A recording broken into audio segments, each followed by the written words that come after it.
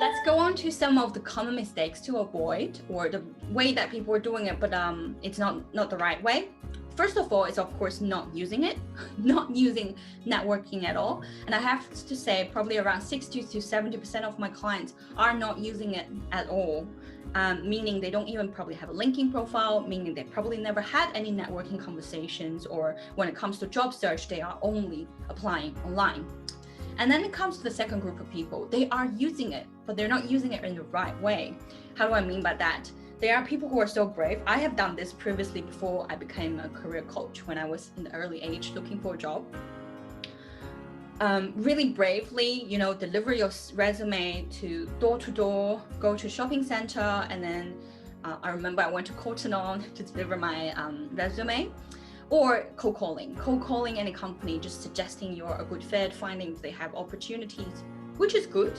But that's not the best way. And cold calling, I have to say, is one of the hardest things that you want to do. And there are easier ways and there are more effective ways. What is that? It's about, having a systematic approach, having your strategy behind, finding the right fit, the right timing, the right kind of company, the right kind of department, the right person, talking and saying the right things.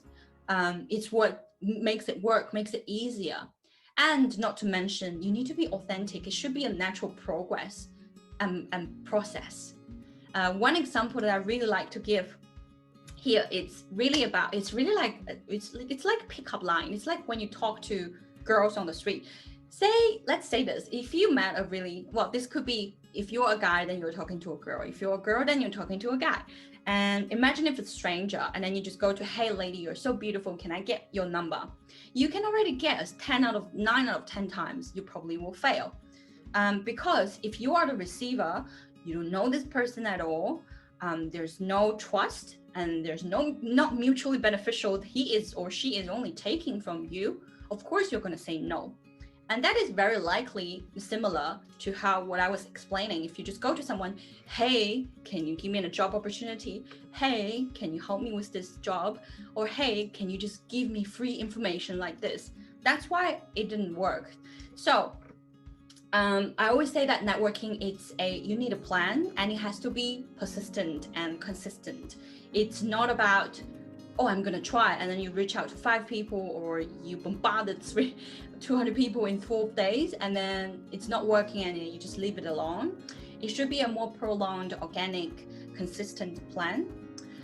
And lastly, this is one thing that people kept missing, or at least the one that didn't work, is seeing it as a relationship. It really should be an ongoing relationship. It should be building that ongoing connection, initiating, making sure maintaining that relationship, and not making it personal.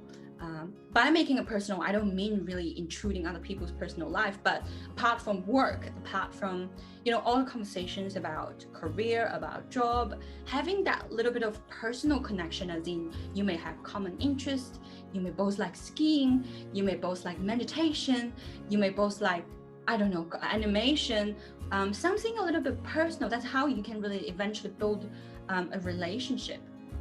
So that's a few points that people can be missing when you're building a relationship. And the next one is what really should be included. Again, two examples here, 2 stories here that I'd like to tell. 3 of my clients last year, before they came to me, really disappointed, they got rejected by they're really rejected by their dream company. Reason being, there are probably several reasons. There could be not the best candidate perceived by the recruiter, not presenting themselves in the best way, or it was just the wrong timing. And eventually, by utilizing the right strategy, of course, it's also about repackaging them, seeing what they're not really presenting well, and improving what do they really need to improve, having more local experiences, industry knowledges, stuff like that, and then network to the right person. And eventually they all got the job, 3 of them in different industries. And the reason I'm giving this example is to tell you, even the company who reject you can still give you opportunity through network, not to mention all the other good opportunities out there. Another two is I have clients who are working in remote area, Hobart, Perth. Perth is not that remote, but relatively there are less opportunities compared to Sydney and Melbourne. And they're working in a relatively not a job that's not having so much job opening. One is an audiologist, one is a social worker in the middle of Australia, close to Alice Springs, and one is a occupational therapist. And they were all working in relatively small towns and not so much job openings, and eventually be able to find it, all because they utilized networking, really connecting to the right person in the company, local companies, and then building that relationship, building that trust. And then when an opportunity comes, they were able to find that job in that way. So that's some examples that I can give you. That's